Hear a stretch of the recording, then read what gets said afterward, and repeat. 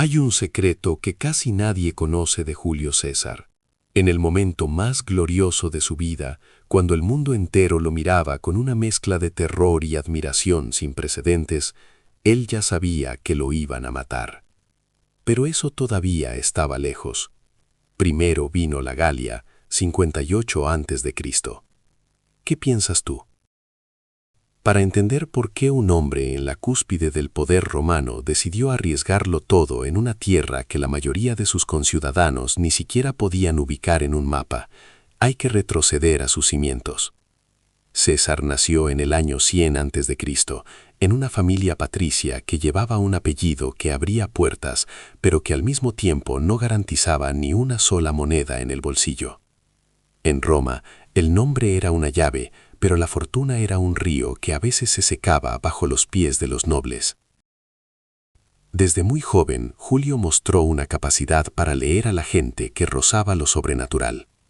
Aprendió que la política romana no era un juego de honor, sino una danza constante de alianzas, favores y traiciones. Para sobrevivir, había de ser tres cosas a la vez: generoso con quien necesitaba su apoyo, implacable con quien le amenazaba y encantador sin esfuerzo con el resto. Esa fórmula le llevó, a los 30 y tantos años, a la consulía y a la alianza con Craso y Pompeyo, formando lo que se conoció como el primer triunvirato, un pacto informal que mantuvo a 3 hombres al mando de la República sin que el Senado pudiera hacerle nada. Los pactos informales, sin embargo, tienen fecha de caducidad inevitable. César lo sabía mejor que nadie. Necesitaba una hazaña que lo separara de sus socios, algo que lo hiciera no solo influyente, sino irreemplazable. La respuesta se ocultaba al norte, entre los bosques y ríos de la Galia, una región inmensa, salvaje y profundamente hostil, habitada por pueblos guerreros que llevaban siglos resistiendo cualquier intento de sometimiento externo.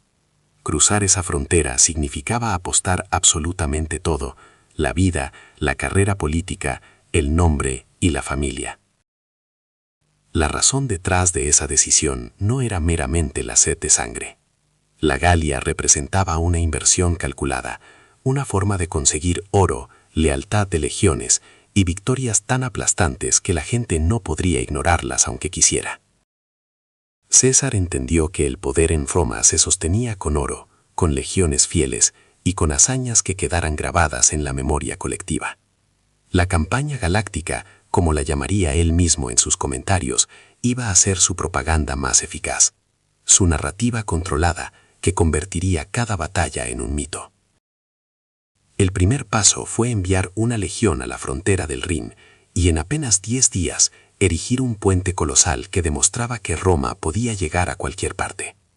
Ese gesto no solo facilitó la invasión, sino que enviaba un mensaje simbólico: podemos entrar cuando queramos y nos vamos cuando decidamos. Después, cruzó el Rin hacia Germania, una hazaña que ningún general romano había logrado antes, y sin perder tiempo, demolió el puente al regresar, dejando claro que el dominio romano no conocía límites. Las primeras batallas fueron relámpagos de velocidad y precisión.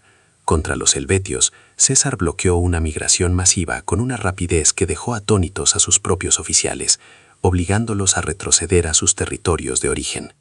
Esa victoria le ganó credibilidad inmediata tanto con sus legiones como con el Senado.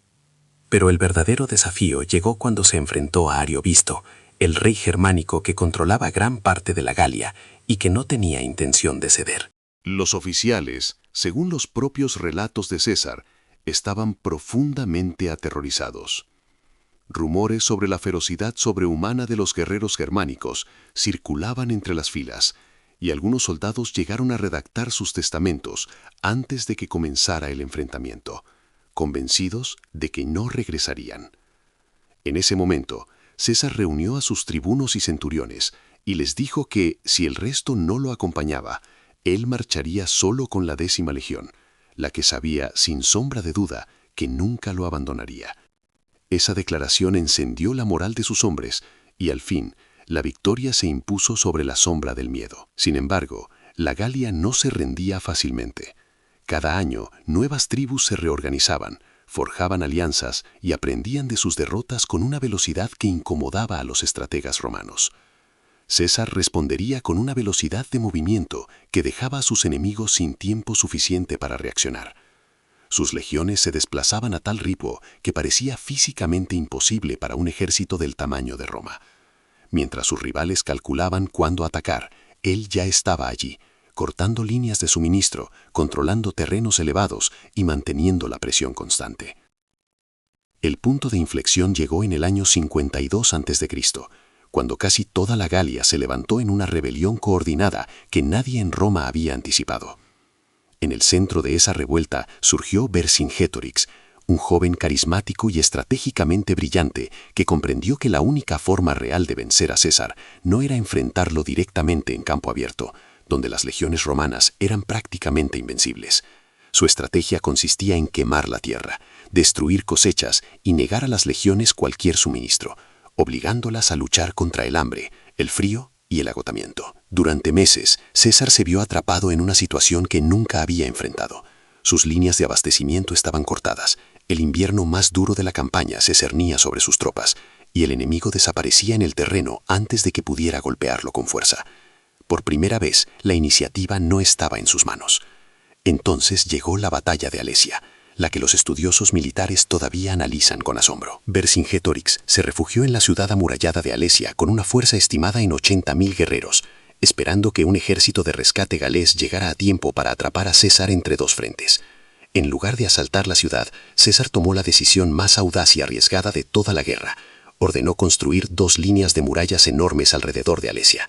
Una línea interior mantuvo a los galos sitiados dentro, sellando su salida, y una línea exterior protegió a sus legiones del ejército de rescate que se aproximaba.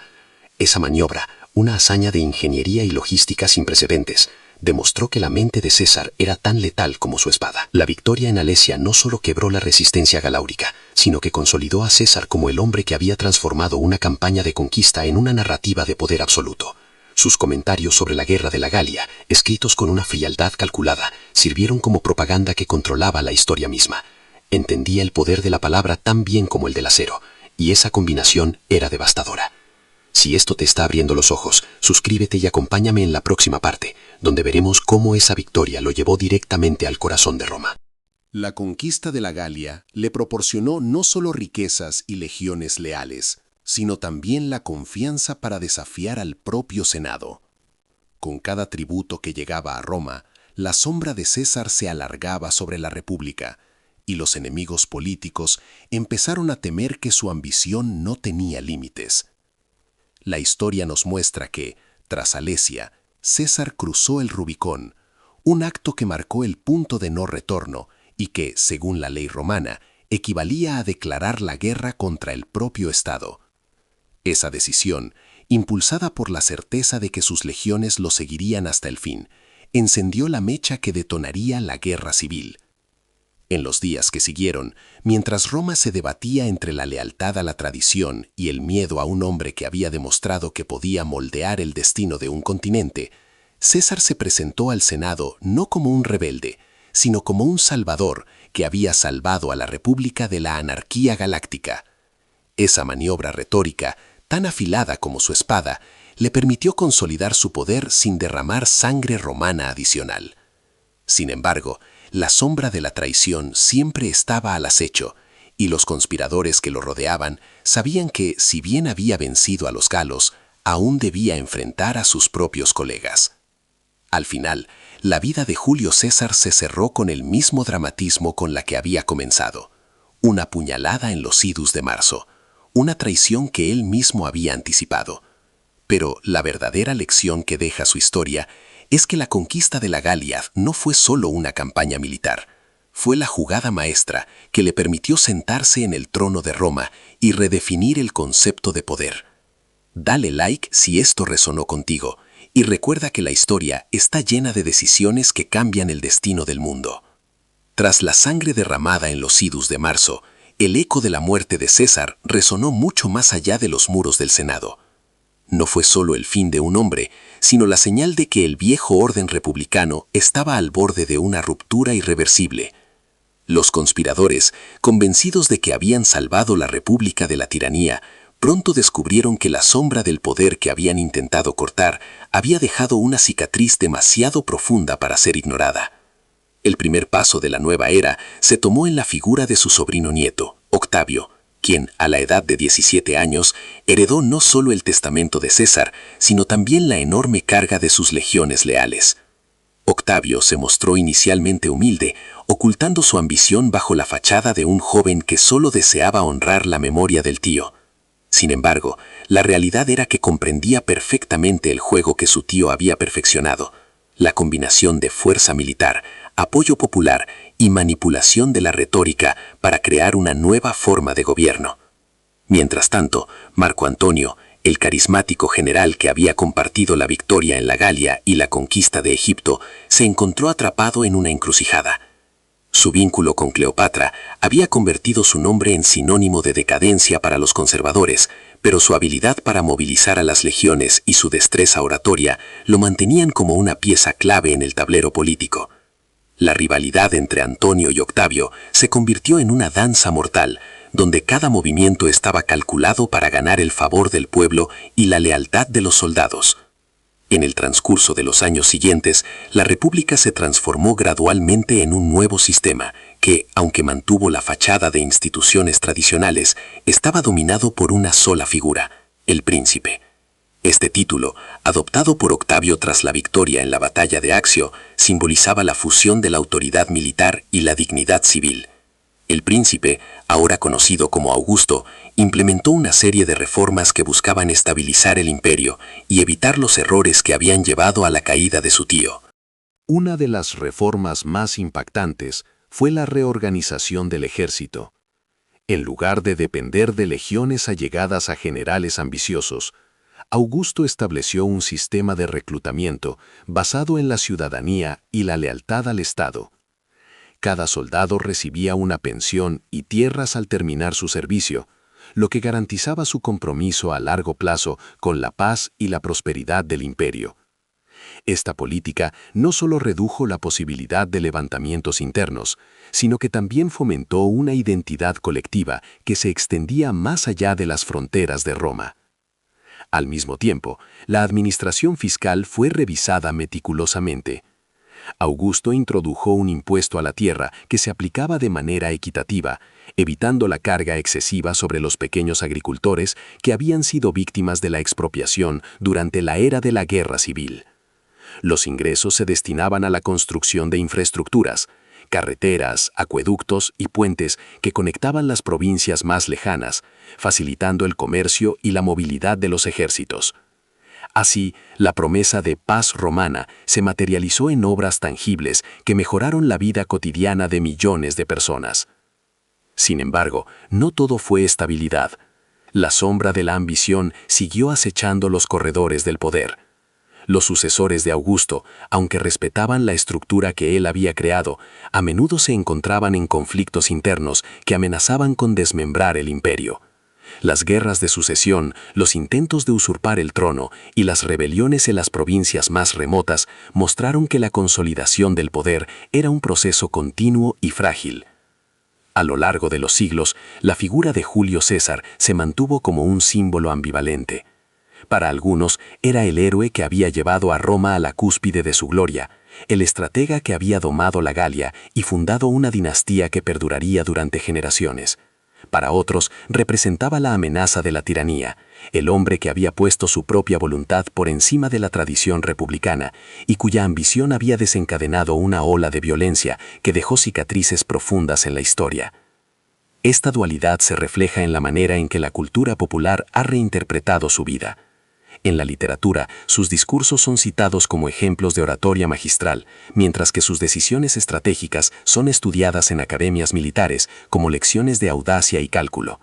En el arte, su imagen se ha convertido en un ícono que simboliza tanto el poder absoluto como la fragilidad del ser humano ante su propia grandeza. Una de las lecciones más importantes que podemos extraer de su trayectoria es la capacidad de transformar una adversidad en una oportunidad. Cuando César decidió cruzar el Rubicón, lo hizo con la plena conciencia de que no habría marcha atrás. Ese gesto, más que una simple acción militar, fue un acto simbólico que demostró que el destino no está escrito en los pergaminos de la tradición, sino que se forja con la determinación de quien se atreve a desafiarlo. Esa misma determinación fue la que le permitió, tras la victoria en Alesia, consolidar una red de lealtades que le otorgó el control absoluto sobre Roma. Sin embargo, la arrogancia también tiene su precio. La confianza desmedida en la lealtad de sus legiones le llevó a subestimar la capacidad de sus enemigos para conspirar en la sombra. La traición de los senadores, aunque premeditada, fue facilitada por la falta de una estructura de seguridad interna que protegiera al líder de los ataques internos. En este sentido, la historia de César nos recuerda que el poder sin vigilancia es una llama que puede consumir a su propio portador. En los últimos años de su vida, César implementó una serie de reformas sociales que buscaban equilibrar la creciente desigualdad que surgía en la ciudad. La distribución de tierras a los veteranos, la reducción de la deuda de los pequeños comerciantes y la ampliación del derecho al voto para ciertos sectores de la población fueron medidas que buscaban ganar el apoyo popular y consolidar su posición. Estas reformas, aunque bien intencionadas, también generaron resentimiento entre la aristocracia, que veía amenazado su estatus privilegiado. El legado de esas reformas se extendió mucho más allá de su muerte. Los principios de ciudadanía y participación que él promovió sentaron las bases para la evolución del derecho romano, que a su vez influyó en los sistemas jurídicos de innumerables naciones posteriores. La idea de que el Estado debía proteger a sus ciudadanos, y no solo a la élite, se convirtió en un pilar fundamental de la civilización occidental. Hoy, al observar los restos arqueológicos de la Galia, las inscripciones en piedra que relatan las batallas y los monumentos erigidos en honor a los triunfos de César, comprendemos que su historia es mucho más que una serie de hazañas militares.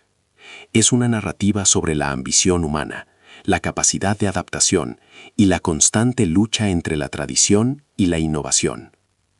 Cada decisión que tomó, desde la fundación de una legión hasta la promesa de reformas sociales, revela una mente que operaba en varios planos simultáneamente: el del soldado, el del orador, el del político y el del visionario.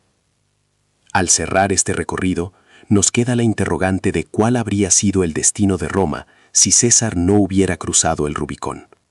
¿Habría la República sobrevivido a sus propias contradicciones internas? ¿O habría otro líder emergido con la misma determinación para transformar el sistema? La historia, por su naturaleza, no ofrece respuestas definitivas, pero nos invita a reflexionar sobre la fragilidad de las instituciones cuando dependen demasiado de la voluntad de un solo individuo. Si te ha sorprendido la magnitud del impacto que una sola campaña puede tener en el curso de la civilización, compártenos tu punto de vista. ¿Crees que la ambición de César fue justificada por los resultados que alcanzó, o consideras que su sed de poder trajo más sombras que luces? Deja tus pensamientos, porque la discusión enriquece nuestra comprensión del pasado. Al final, la vida de Julio César nos muestra que el poder no es un regalo estático, sino una herramienta que se moldea con cada decisión, cada alianza y cada traición. Su historia nos recuerda que la gloria y la perdición a menudo caminan de la mano, y que la verdadera sabiduría radica en reconocer cuándo la ambición se convierte en una amenaza para aquello que se desea proteger. Así que, si este relato te ha hecho ver la historia bajo una nueva luz, no dudes en darle un pulgar arriba. Cada gesto de apoyo ayuda a que sigamos explorando los rincones más fascinantes del pasado y a descubrir cómo los actos de unos pocos pueden moldear el destino de todos.